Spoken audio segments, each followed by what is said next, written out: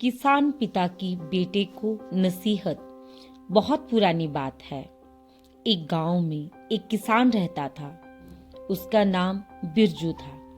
बिरजू के बहुत बड़े बड़े खेत थे, इसलिए उसे खेती में बहुत सारे मजदूरों की जरूरत पड़ती थी। बिरजू बेहद समझदार और दयालु था। वह अपने खेत में काम कर रहे मजदूरों को अन्य किसानों के मुकाबले ज्यादा मजदूरी देता था, इसलिए वे मजदूर भी उससे खुश रहते थे। किसान का एक बेटा था जिसका नाम था जीवन।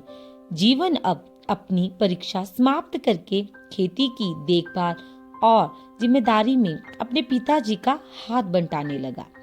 एक दिन उसने अपने पिताजी से कहा, पिताजी, आप दूसरे किसानों के मुकाबले मजदूरों को काफी ज्यादा मजदूरी देते हो।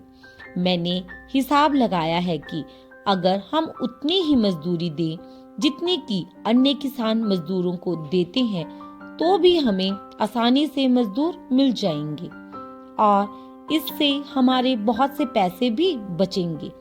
किसान ने अपने बेटे को समझाने की बहुत कोशिश की कि वह पहले की तरह ही मजदूरों को मजदूरी दे, लेकिन जब उसके बेटे ने नहीं सुना तो बिरजू ने उसकी जिद के आगे मजदूरों की मजदूरी में कटौती करने की इजाजत दे दी।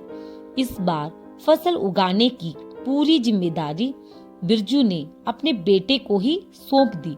मजदूरों ने उसके बेटे की देखरेख में खेत जोता, फसल बोई और अंत में फसल काटी।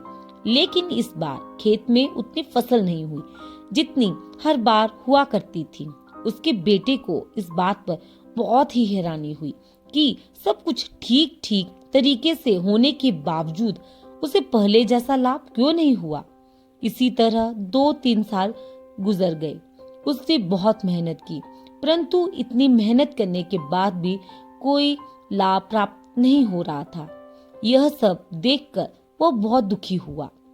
उसने अपने पिताजी से इसका कारण पूछा कि सब कुछ ठीक तरीके से होने के बावजूद भी हमें पहले जैसा लाभ क्यों नहीं हो रहा। किसान ने कहा, बेटा, मैंने तो तुम्हें पहले ही समझाया था, लेकिन तुमने मेरी बात नहीं मानी। दरअसल बात यह है कि जब हम किसी व्यक्ति को उसके काम के बदले में थोड़ा ज्यादा मेहनताना देते हैं तो वह व्यक्ति प्रसन्नता पूर्वक, पूरी लगन और ईमानदारी के साथ बेहतर ढंग से काम करता है। इसलिए काम अच्छी तरह और अधिक मात्रा में हो जाता है।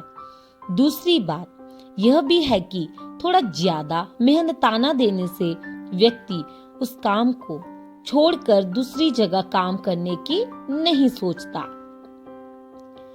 इसलिए वह अपने मालिक को खुश रखने के लिए भी अच्छे से अच्छा काम करता है, ताकि उसका मालिक नाराज होकर उस फायदेमंद काम से उसे हटा न दे।